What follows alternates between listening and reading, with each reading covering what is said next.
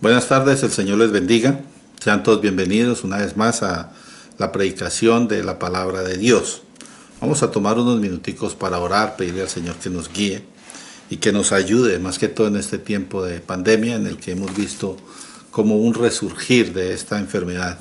Que el Señor guarde a su pueblo, a su iglesia, y que nos ayude a ser prudentes cuando salimos para evitar el contagio. Padre bendito, en esta tarde te alabamos.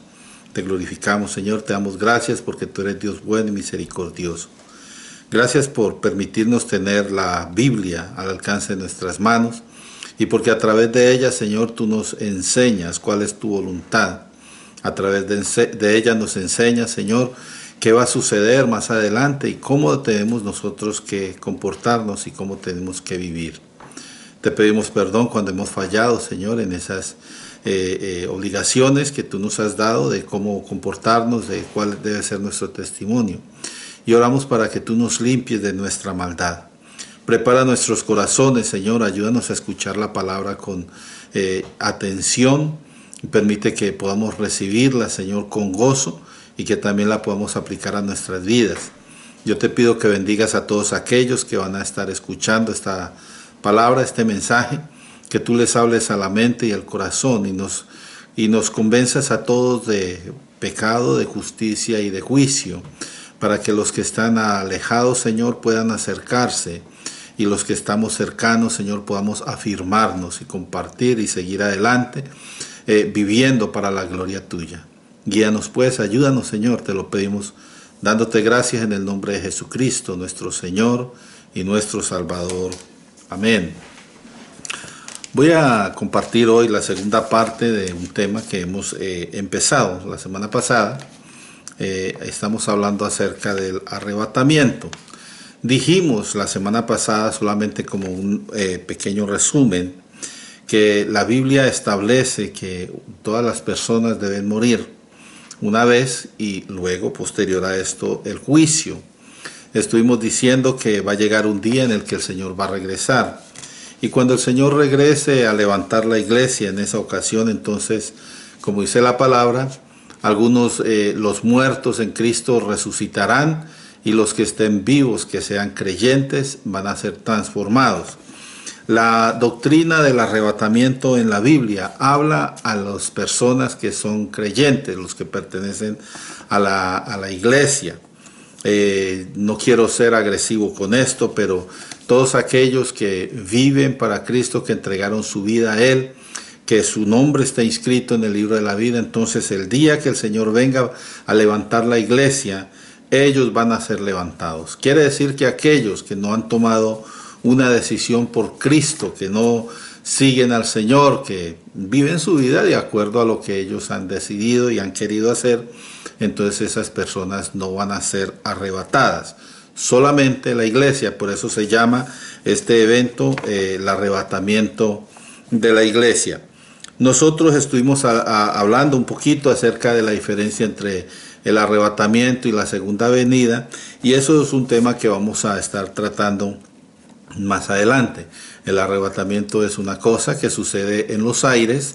La segunda venida es cuando el Señor regresa a la tierra y como dice en Zacarías 14, versículos 3 y 4, el Señor posará su pie sobre el monte de los olivos.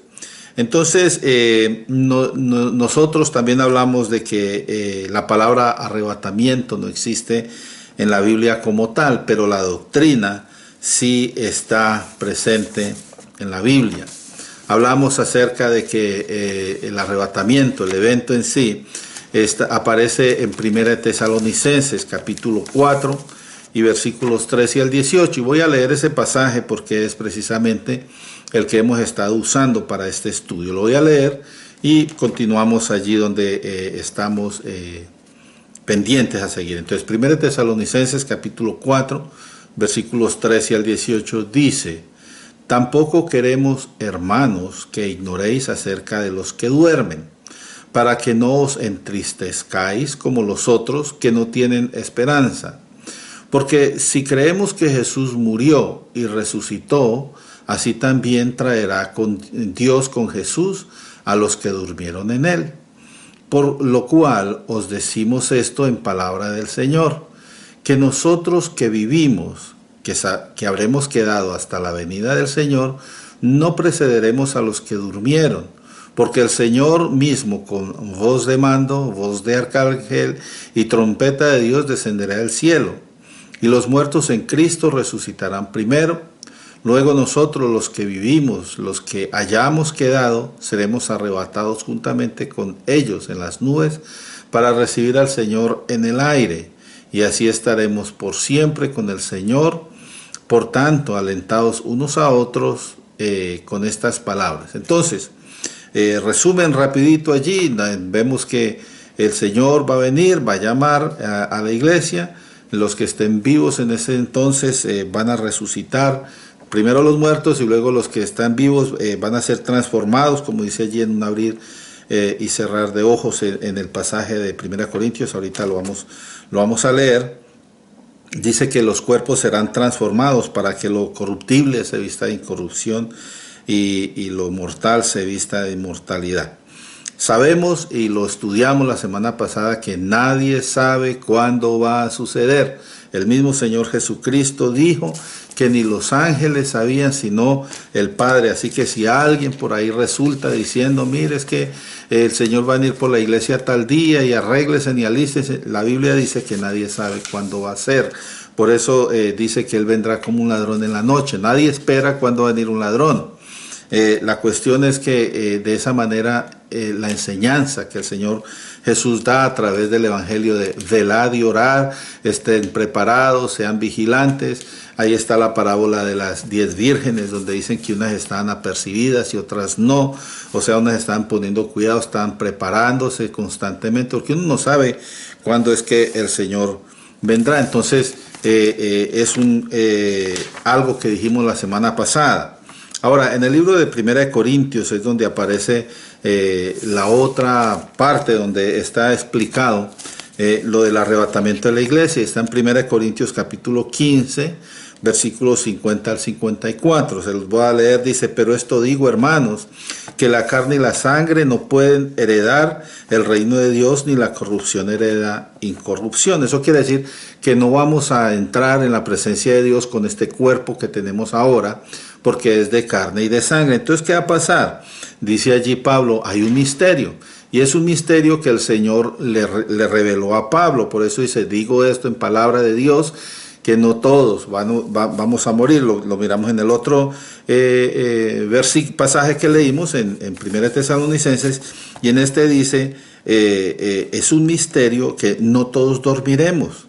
Y dice, pero todos seremos transformados. Y aquí es donde dice, en un momento, en un abrir y cerrar de ojos, o sea, en un parpadeo. Si usted mira cuánto tiempo dura usted parpadeando, más o menos eso es lo que va a tomar en este cuerpo mortal, en ser transformado en un cuerpo celestial, parecido al cuerpo de Cristo. Dice, no abrir y cerrar de ojos, como dice allí, a la final trompeta, porque se tocará la trompeta y los muertos serán resucitados incorruptibles, hablando de los muertos en Cristo, y nosotros seremos transformados, hablando de la iglesia que todavía esté viva cuando venga el Señor por su iglesia.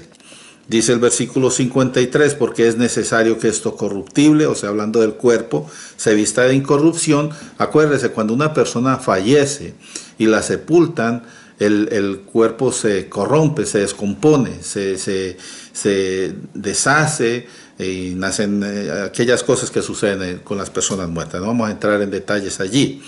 Pero eso no va a suceder con el cuerpo nuevo que nos va a dar. Es un cuerpo que va a ser eterno. Y dice, esto mortal se vista de inmortalidad. O sea, ya el cuerpo que el Señor nos va a dar no va a morir. Por eso vamos a estar con Él para siempre, dice el pasaje que leímos anteriormente. Versículo 54 en 1 Corintios 15 dice, y cuando esto corruptible se haya vestido de incorrupción, y esto mortal se haya vestido de inmortalidad, dice allí, entonces será cumplida la palabra que está escrita. Sorbida es la muerte en victoria. O sea, la muerte ya no tiene poder sobre el cuerpo, sobre la iglesia. Eso sucedió antes, acuérdese, desde Génesis, cuando el hombre cayó, allí fue donde entró la muerte y allí es donde las personas mueren, y dice una cantidad de años, ¿verdad? En una parte dice 120, en otra parte dice 70. Y la cantidad de años que una persona vive, eso lo determina Dios. Entonces, pero todas las personas, como leímos también en Hebreos al principio, Hebreos capítulo 9, se está determinado que todas las personas mueran una vez y después del juicio. Después de la transformación del cuerpo, entonces ya la muerte no va a tener ningún poder sobre ese cuerpo nuevo que el Señor nos va a dar. Ok, vamos a seguir adelante un poquito.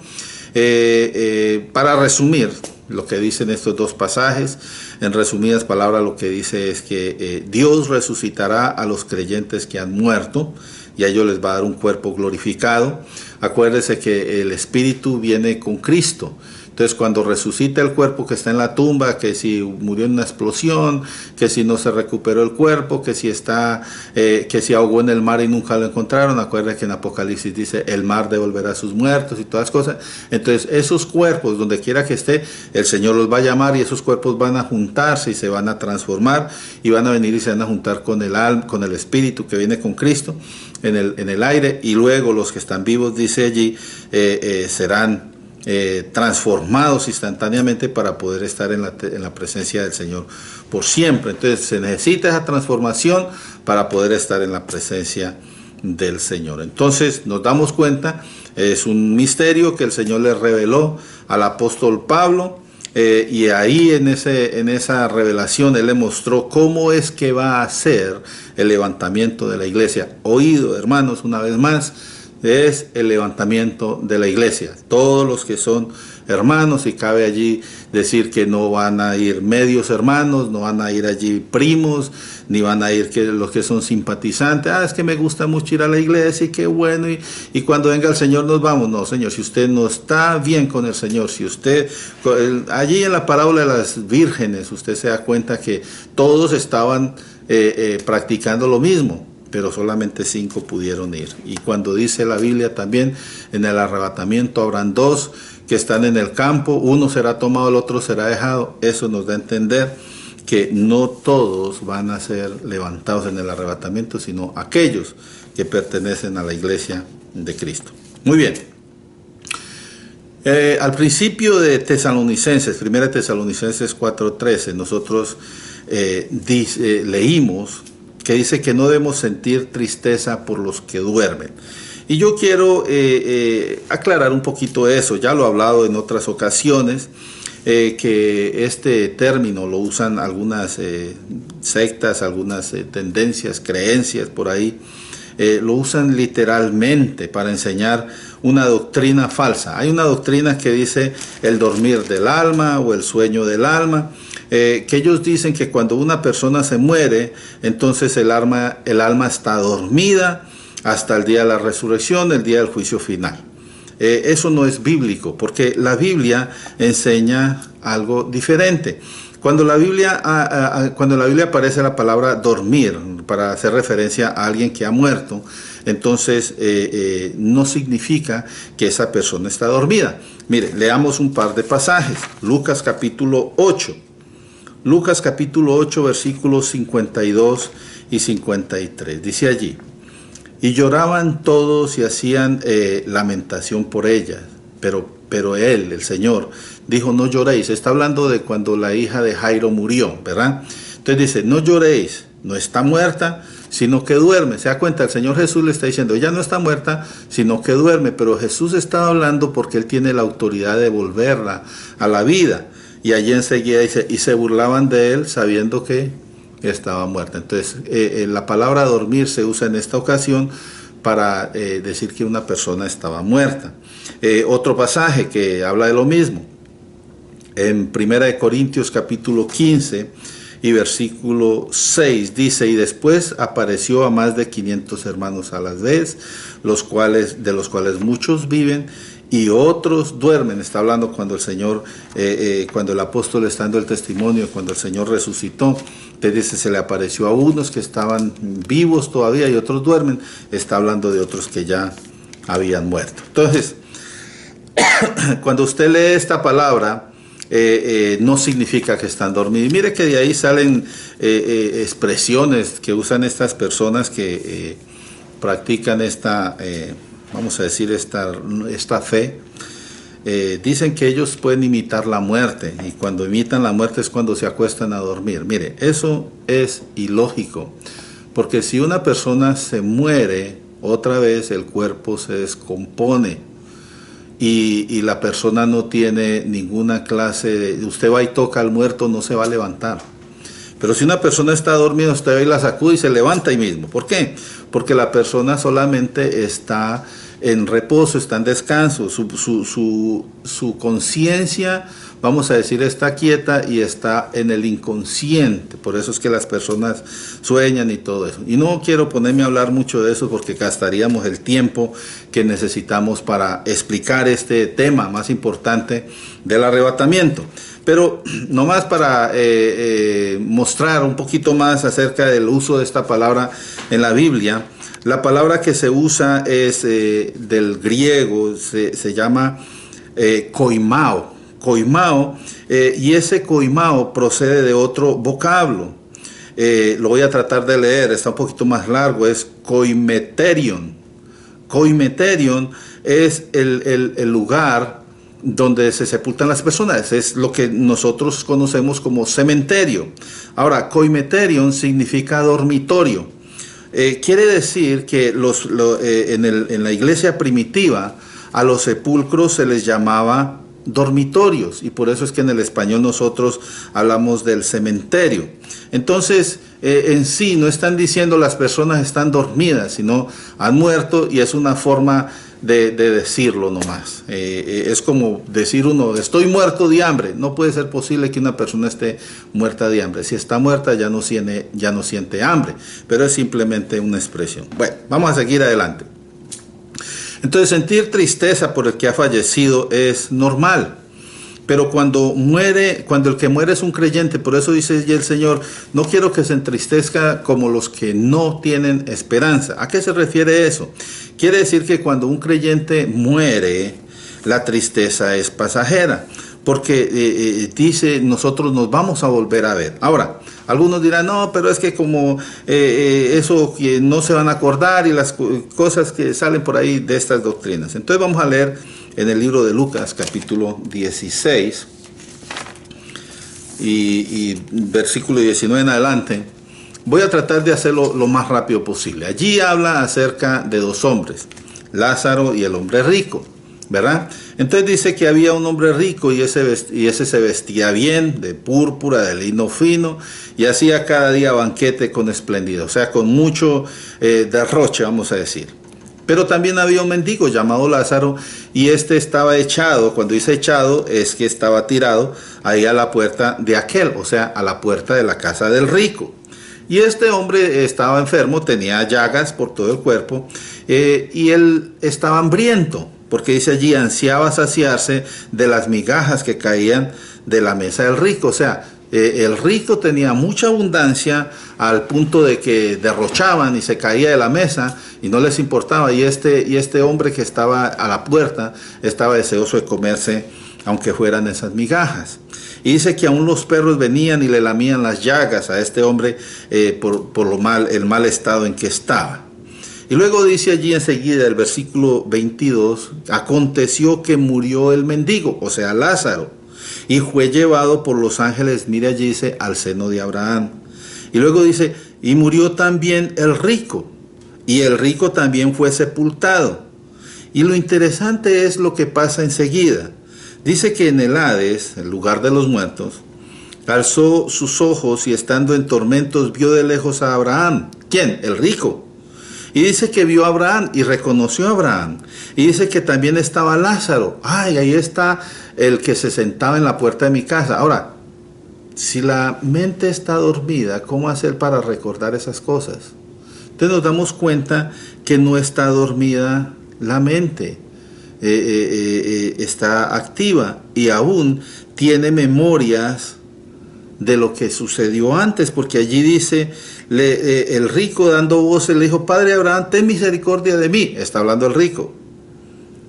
y le dice, y envía a Lázaro, o sea, al mendigo, yo se lo conozco, para que me moje la punta de su dedo en agua y refresque mi lengua, porque estoy atormentado. O sea, todavía se tiene conciencia del sufrimiento y se tiene conciencia del dolor, y habla de esta llama, o sea, el lugar en donde está.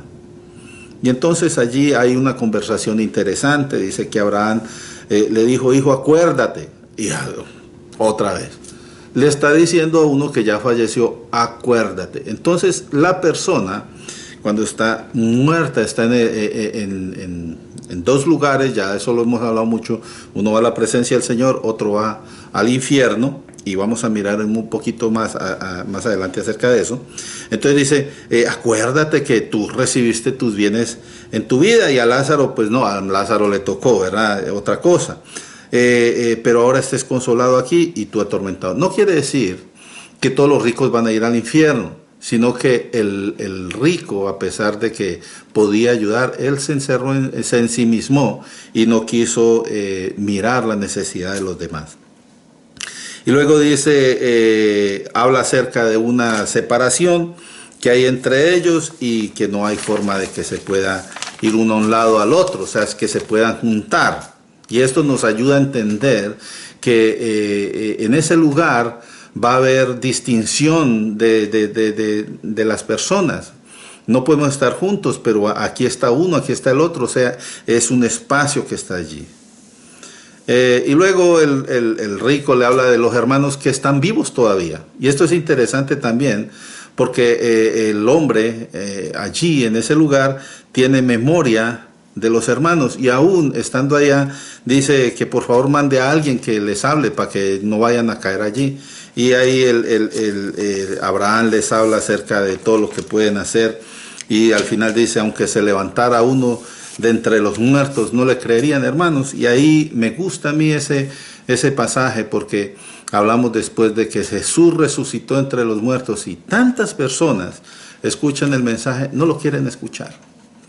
Lo oyen, no lo quieren escuchar, no lo quieren obedecer, no lo quieren aceptar, no lo quieren seguir. Entonces, el alma no está dormida, porque en verdad aún tiene memoria de lo que vivió en la tierra.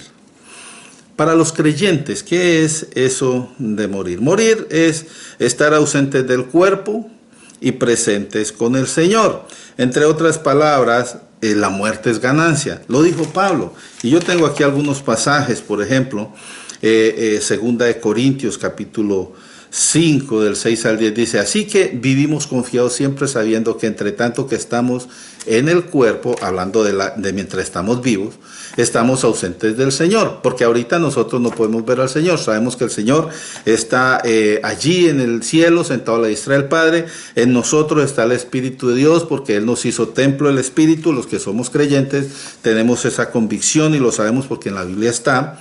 Y es lo que dice allí el versículo 7, por fe andamos, no por vista, pero confiamos y más quisiéramos estar, ahí está el anhelo, ¿verdad?, de las personas, quisiéramos estar ausentes o presentes para serle agradable. O sea, estemos vivos o cuando muramos, queremos serle agradables a Dios. O sea, nos aseguramos desde ahora que cuando muramos podamos serle agradables, poder estar en la presencia del Señor. Entonces luego dice allí enseguida, ¿por qué es necesario que todos nosotros compadezcamos ante el tribunal del Cristo?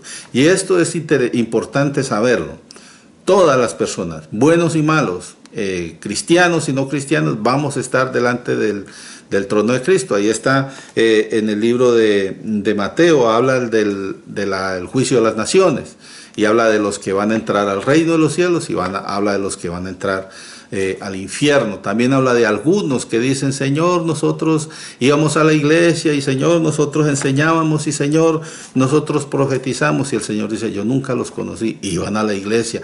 Entonces ahí es donde nos damos cuenta que el que va a ir en el arrebatamiento es el que está verdaderamente inscrito en el libro de la vida, el que verdaderamente anda con Cristo. Así que es un llamado de alerta, hermanos. Asegúrese que como dice la parábola de las vírgenes, que usted tenga suficiente aceite en su linterna. Muy bien. Entonces dice, ¿dónde íbamos? confiamos, más quisiéramos estar. Por lo tanto, procuramos también, o ausente o presente, serle agradable, porque es necesario que todos nosotros compadezcamos ante el tribunal de Cristo, para que cada uno reciba lo que haya hecho mientras está en el cuerpo. O sea, todos vamos a estar delante de Cristo para recibir la retribución por todo lo que hayamos hecho mientras estábamos en el cuerpo, o sea, mientras vivíamos. Y dice allí, sea bueno y sea malo. ¿Y da usted bueno? ¿Y los creyentes qué? Bueno, los creyentes ya tienen allí el pago de Cristo, el Señor Jesús, como dice la Biblia. Él fue a la cruz por nuestros pecados y Él ha pagado por nuestra deuda. Entonces, cuando lleguemos nosotros allí, el Señor Jesús dice, Él ha sido comprado con mi sangre, entonces ellos son perdonados. Muy bien. Otro pasaje interesante, Filipenses 1, 21 al 24, dice el escritor, porque para mí el vivir es Cristo y el morir es ganancia.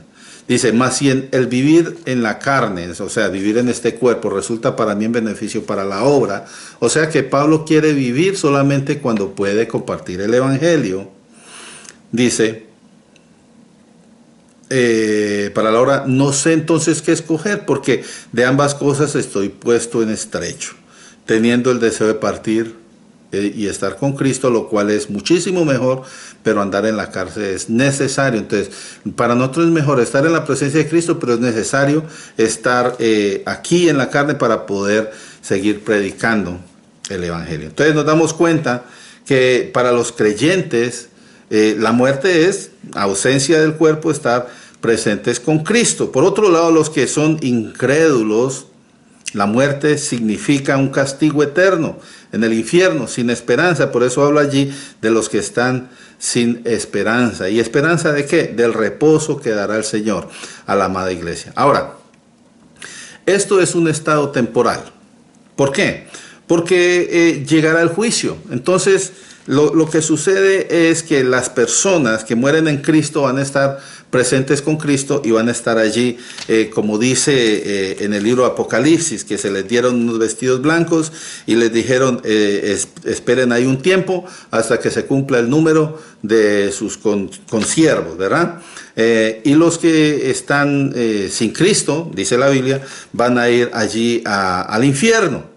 Y entonces cuando llegue el cumplimiento del tiempo, sucederá lo que se llama el juicio, lo que leímos en el libro de Hebreos capítulo 9, todos tienen que morir una vez y después el juicio. Entonces después del juicio, después de que pase el juicio, ahí es donde los justos irán a la vida eterna, como leímos en el libro de Mateo, donde está el juicio de las naciones. Dicen, irán unos lo podemos leer, Mateo capítulo 25 y versículo 46.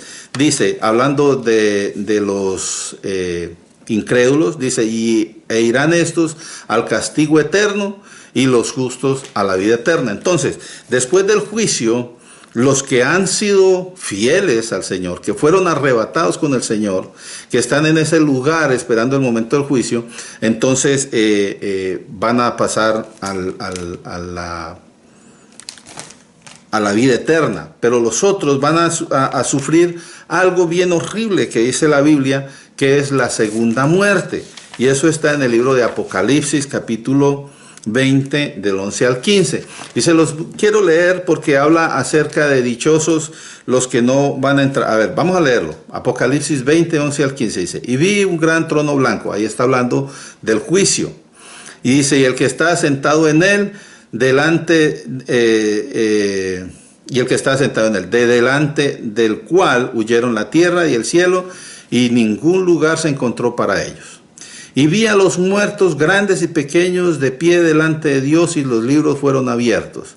Y otro libro que fue abierto, el cual es el libro de la vida, y fueron juzgados, dice allí, los muertos por las cosas que están escritas en los libros, según sus obras. Se da cuenta lo que leímos en el otro versículo, dice, todos van a ser juzgados por lo que hayan hecho en vida, ¿verdad?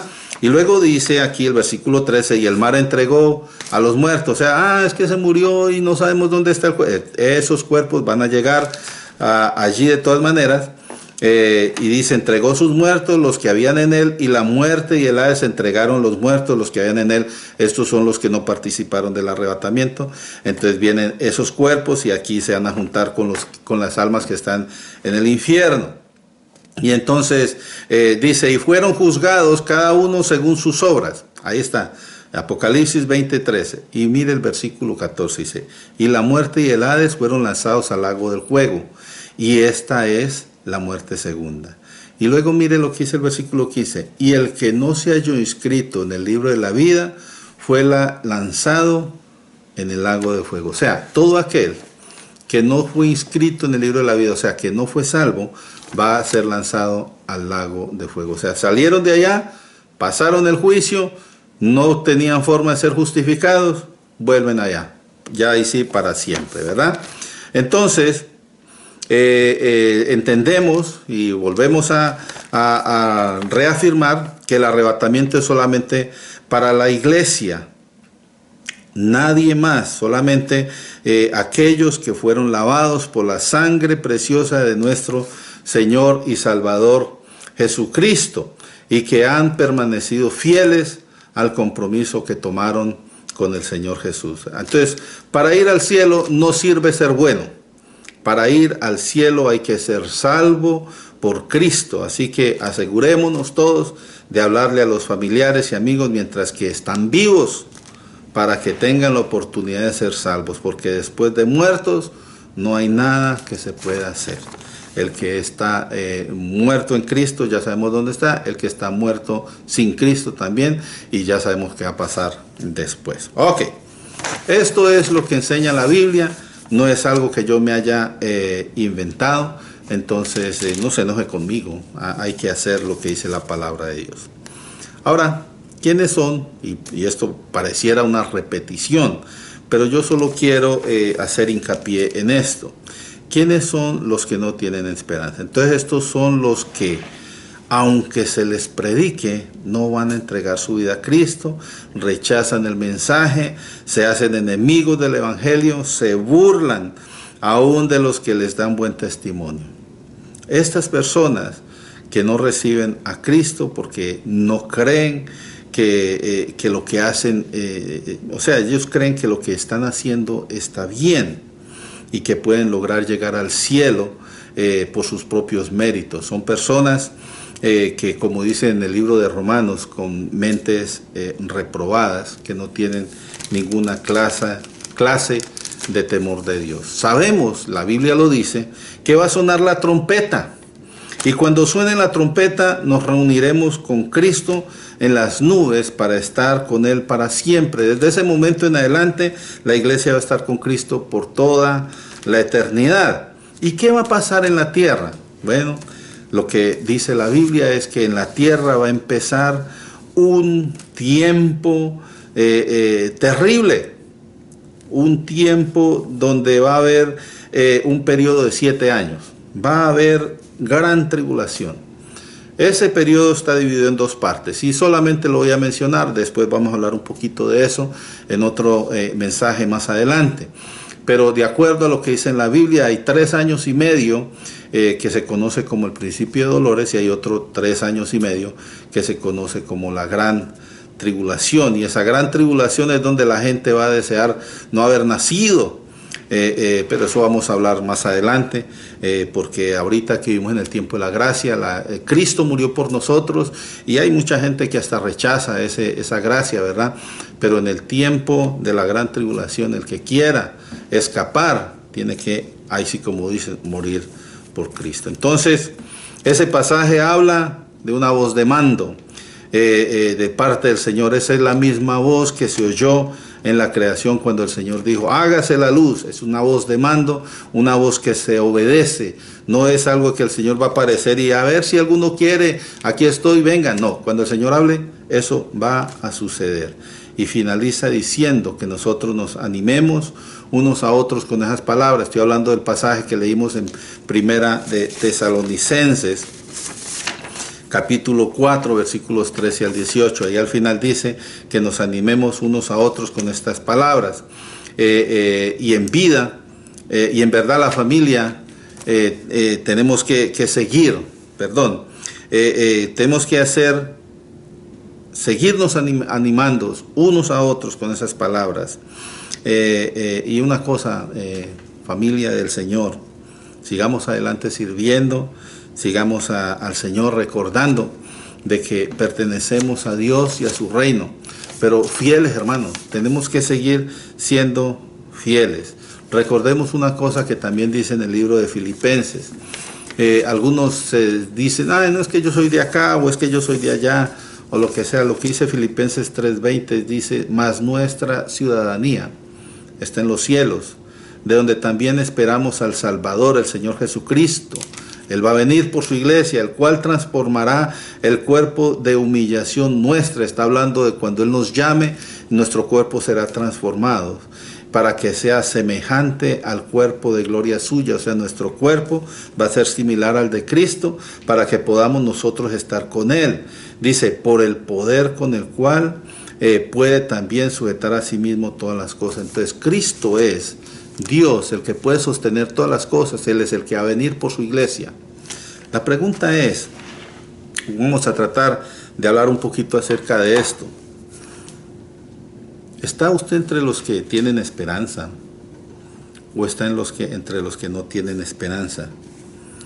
¿Tiene usted certeza de lo que ha escuchado o tiene confusión? La cosa es, va a llegar el día del arrebatamiento y posiblemente usted ha escuchado mucho el Evangelio y dice, oh sí, me gusta, suena bonito, es interesante, algunos dicen, es muy interesante. A algunos les gusta leer la Biblia porque tiene historias que animan y todo eso. Pero la invitación es, póngale cuidado verdadero a la Biblia. Acepte a Cristo. Entréguele su vida al Señor.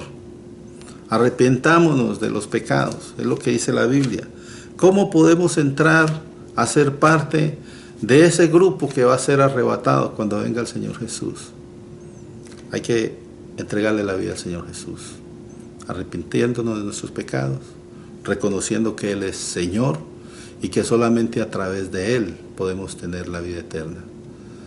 Si usted quiere hacer eso, le voy a invitar a que repita una oración corta que pueda ayudarle para entregarle su vida al Señor. Y este es el primer paso, porque más adelante lo animo a que siga creciendo en el conocimiento del Señor. Diga, Señor Jesús, yo reconozco que soy pecador.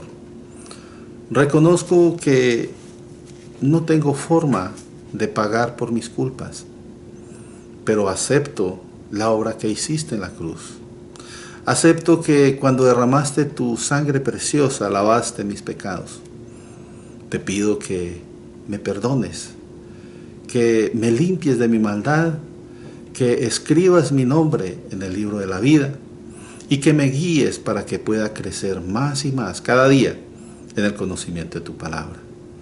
Ayúdame, Señor, para que pueda estar fortalecido, para que aquel día cuando tú regreses a levantar tu iglesia, yo también me pueda ir contigo. Te doy gracias porque has escuchado mi oración. En el nombre de Jesús oro. Si usted hizo esta oración, entonces lo animo a que siga adelante, buscando de Dios, acérquese a una iglesia donde se predique la santa doctrina, donde sea una iglesia bíblica. Yo lo animo a que no deje esto en el rincón del olvido. Es algo muy importante, es una decisión que tiene trascendencia eterna. Mientras tanto, vamos a orar, démosle gracias al Señor por esta palabra y que el Señor nos guíe para seguir adelante, llevando el mensaje cada día con más deseo, con más intención. Padre bendito, te damos gracias en esta tarde por tu palabra. Tu palabra es vida, tu palabra es verdad, Señor. Hemos escuchado y entendemos que tú regresarás y que cuando tú regreses por tu iglesia, tú harás un llamado que será irresistible, Señor. Donde quiera que esté tu iglesia va a escuchar ese llamado y van a ser levantados para estar contigo. Gracias por habernos hecho parte de tu iglesia. Ayúdanos a permanecer fieles, Señor, a ese compromiso que hicimos cuando entregamos nuestras vidas a ti. Y mientras estamos en este cuerpo, Señor, ayúdanos a, como Pablo, que mientras estamos sea para beneficio de aquellos que no han escuchado de ti, Señor, que no nos detengamos de seguir compartiendo el mensaje y que muchos puedan llegar a conocerte a ti, Señor. Ayúdanos a no solamente dar testimonio con nuestras palabras, pero que nuestra vida sea un testimonio que hable, Señor, abundantemente de la presencia tuya en nuestras vidas. Te damos gracias, Señor. Guíanos, fortalécenos. Te alabamos y te glorificamos, Señor, y te damos gracias, orando siempre en el nombre de Jesucristo, nuestro Señor y nuestro Salvador. Que la paz del Señor esté con todos ustedes. Dios les bendiga.